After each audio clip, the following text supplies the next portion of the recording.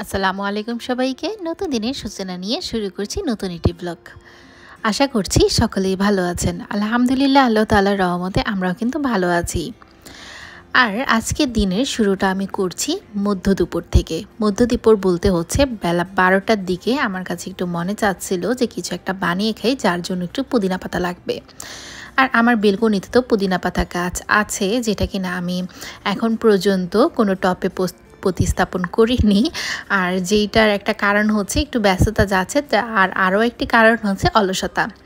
যাই হোক, এখন তো পুদিনা পাতাগুলো এক এক করে আমি ছিঁড়ে নিচ্ছিলাম। তো দেখলাম যে এক একটা করে যদি আমি ছিঁড়তে যাই তাহলে করে হবে না, আর যদি আমি পুদিনা পাতার মাথাগুলোকে এভাবে করে ছিঁড়ে নিই তারপর হয়তো বা এগুলো দিয়ে আবার নতুন পাতা গজাবে। কারণ এগুলো ডাল ভেঙে দিলে কিন্তু এখান থেকে আবার শাখা প্রশাখা হতে শুরু করে। যাই হোক, এইভাবেই কিন্তু আমি পুদিনা পাতার গাছ থেকে পাতাগুলোকে সংগ্রহ করে নিচ্ছিলাম।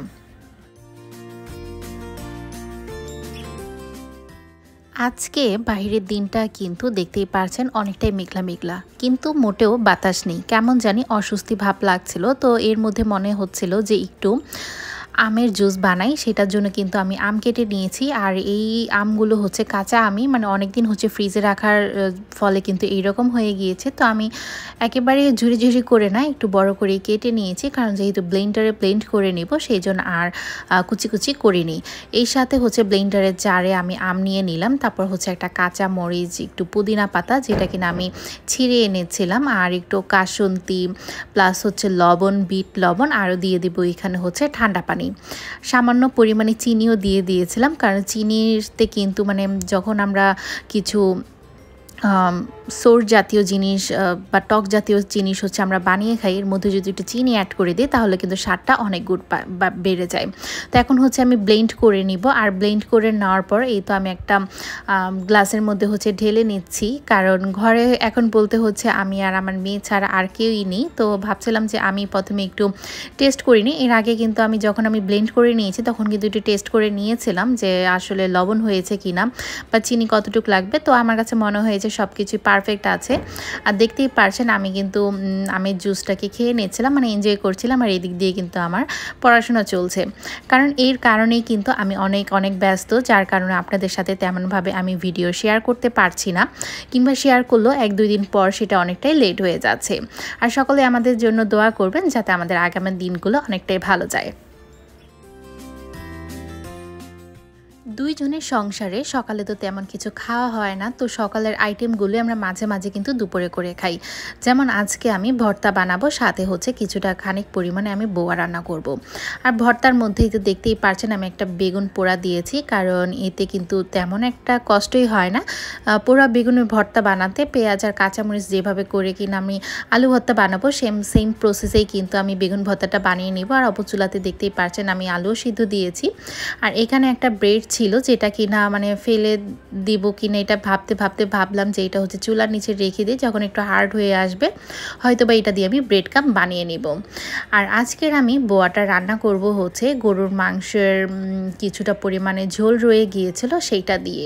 মানে আমি গতকালকে হচ্ছে গরুর মাংস রান্না করেছিলাম, সেটা ঝোল হচ্ছে রয়ে গিয়েছিল, সেটা দিয়েই হচ্ছে আজকে বোয়াটা আমি রান্না করব। আমি প্রায় সময়তে এইটাই করি যে যখন কোনো মাংস রান্না করি সেটা ঝোল রয়ে গেলে সেটা দিয়ে বোয়া বা খিচুড়ি মানে যেটাই বলি না কেন সেটা কিন্তু রান্না করে নিই। তো এই থাকবে হচ্ছে আজকের আমাদের দুপুরের আয়োজনে।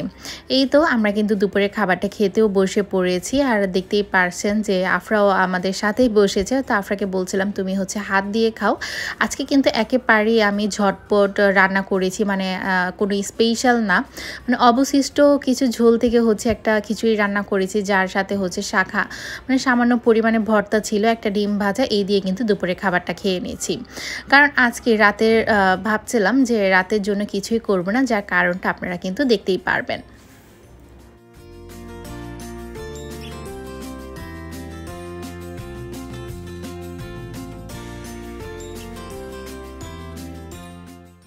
ভিডিওর এই পর্যায়ে যারা ভিডিওটি কন্টিনিউ করছেন অবশ্যই একটি লাইক দিয়ে কন্টিনিউ করবেন, আর যারা এই কাজটি করেছেন তাদের জানাই অসংখ্য ধন্যবাদ, কারণ একটি লাইক আমার ভিডিওটি অনেক দূর এগিয়ে নিতে সাহায্য করে। দুপুরবেলা কিন্তু আমাদের সাদা মাটা খাওয়া হয়েছিল, যার কারণটা হচ্ছে এই তো একটা কেক বানানোর জন্য।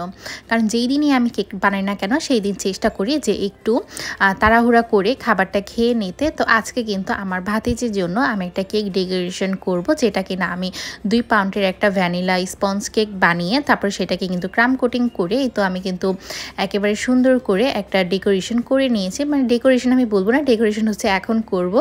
তো যেটাকে আমি ফিনিশিং যেটা বলে সেটা কিন্তু করে নিয়েছি। তো আজকে ভাবছিলাম নতুন কিছু একটা দিয়ে তারপর ডেকোরেশন করি। এমনিতে তো দেখা যায় যে নজেল দিয়ে ডেকোরেশনটা করে ফেলি, তো এইটাও কিন্তু নজেলের সাহায্যে কিন্তু একটা ফুল মেক করে নিচ্ছিলাম।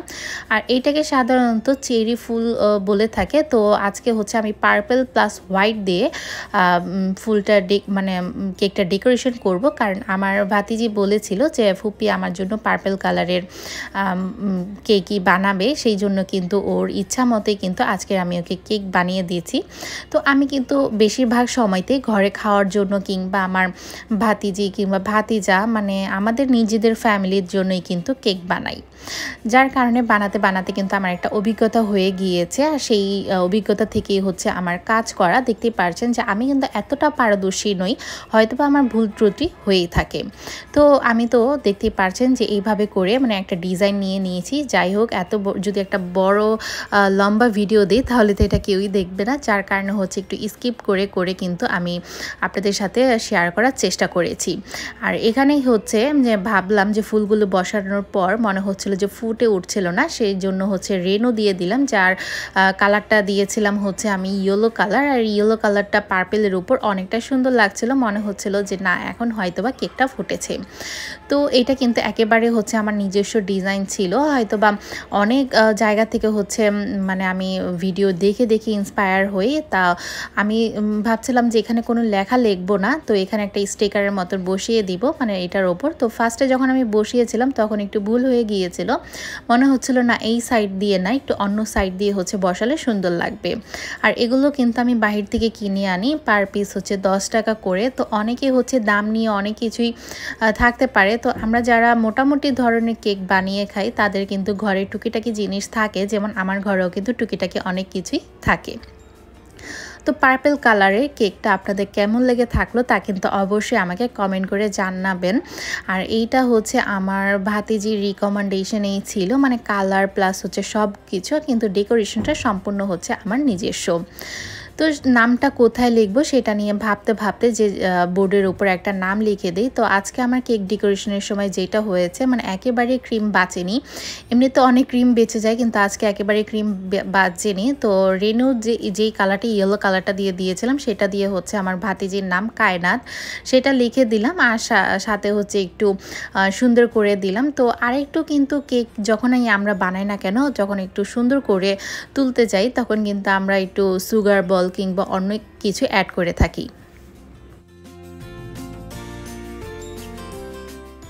পার্পল কালারের কেকটা যেহেতু আমি বানিয়েছি পার্পল আর হোয়াইট দিয়ে, তো এখানে কিন্তু আমি হোয়াইট কালার পার্লে যে সুগার বলগুলো আছে সেগুলো কিন্তু দিয়ে দিচ্ছিলাম। আর এগুলো কিন্তু বেশ সুন্দর লাগে, আর এখন কিন্তু ট্রেন্ডিংয়ে আছে এই পার্লের সুগার বলগুলো। কারণ আমি কিন্তু মানে কোথা থেকে না শিখলেও কিন্তু অনেক সময় এই ভিডিওগুলো দেখে থাকি, যেগুলো কিনা কেক ডেকোরেশন কিংবা কেকের যাবতীয় যেভাবে আছে সেগুলো কিন্তু দেখে থাকি। ফুল যেহেতু দিয়েছি তো বাটারফ্লাই তো মাস্ট, আর এমনিতেও হচ্ছে এডিবল বাটারফ্লাইগুলো বাচ্চারা খেতে অনেকটাই পছন্দ করে। তো আমার ঘরে হচ্ছে 3টাই ছিল, 3টাই হচ্ছে দিয়ে দিলাম।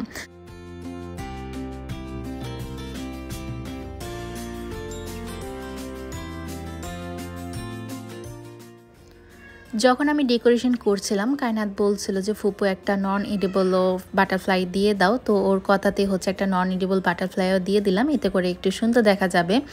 আর যেহেতু ঘরের মধ্যেই তো এর থেকে হচ্ছে বেশি কিছু দিব না, এটাই হচ্ছে সিম্পলের মধ্যেই খুব সুন্দর লাগছিল। তো এরপর হচ্ছে ছবি তোলার জন্য আমি বারান্দাতে নিয়ে আসলাম, কারণ বারান্দার ওয়েদারটা তো দেখতেই পারছেন কত সুন্দর। সন্ধ্যার বেলা মানে সন্ধ্যাও বলবো না, একেবারে রাতের দিকে হচ্ছে আফরা বাবা যখন দোকান থেকে এসে পড়েছে তখন হচ্ছে এই তো কেক নিয়ে আমরা চলে যাচ্ছিলাম হচ্ছে 4 তলাতে মানে আমার বাবার বাসায়। কারণ আজকে আমার ভাতিজির জন্মদিন বলে কথা, তো ওদের বাসায় কিন্তু জন্মদিনটা সেলিব্রেট করা হবে। তো আফরাকে তো সুন্দর একটা ড্রেস পরিয়ে দিয়েছি, তো আফরা এই ড্রেসটাই পরবে সে বলছিল। তো সব আন্ডা বাচ্চারাই কিন্তু সেজে নিয়েছে, এখন হচ্ছে কেক কাটার পালা।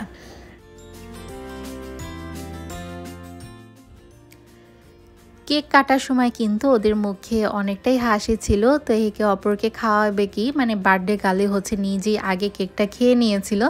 মানে ও বলছিল যে আমি কতক্ষণে হচ্ছে কেকটা খাবো। এমনি তো হচ্ছে হোমমেড কেক ওদের অনেক পছন্দ। যখনই আমি মাঝে মাঝে বানিয়ে দিই না কেন, মানে ওরা অনেকটাই মজা সহকারে খায়, যেটা কিনা বাহিরের থেকে কেক এনে কিংবা কোনো বেকারি থেকে কেক কিনেও কিন্তু এতটা মজার পায় না, হয়তো বা ওদের নিজেদের মুখেই কথা। তো এই তো বার্থডে কাল তো নিজেই এক এক করে মানে গপ গপ করে খেয়ে নিচ্ছিল। বাচ্চাদের আর কি খাওয়াবে, এরপর হচ্ছে ওর ফুপাকে খাইয়ে দিল।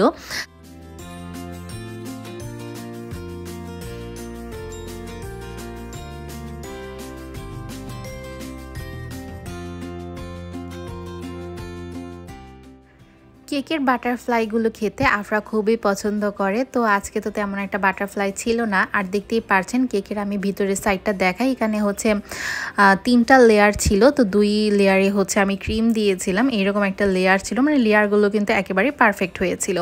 তো যেহেতু বার্থডের দাওয়াত পেয়েছি, তো রাতের বেলা তো খেতেই হবে। তো আজকে কিন্তু আম্মু রান্না করেছিল হচ্ছে পোলাও, রোস্ট, আর সাথে ছিল হচ্ছে গরুর মাংস, যেটা দিয়ে নাকি আমি আর আফরা বাবা খেয়ে নিয়েছিলাম। কারণ অনেকটাই রাত হয়ে গিয়েছে, আবার কিন্তু বাসায় যেয়ে পড়ালেখাতে স্টার্ট করতে হবে, কারণ সামনে হচ্ছে আমার পরীক্ষা। তো আজকের ভিডিওটি কিন্তু শেষ করছি খাওয়ার মধ্য দিয়ে। ভিডিওটি আপনাদের কেমন লেগে থাকলো তা কিন্তু অবশ্যই কমেন্ট করে জানাতে ভুলবেন না। ভিডিওতে একটি লাইক দিবেন এবং চ্যানেলটিকে সাবস্ক্রাইব করে পাশেই থাকবেন। এই পর্যন্ত সকলেই ভালো থাকবেন, আমাদের জন্য দোয়া করবেন। আল্লাহ হাফেজ, আসসালামু আলাইকুম।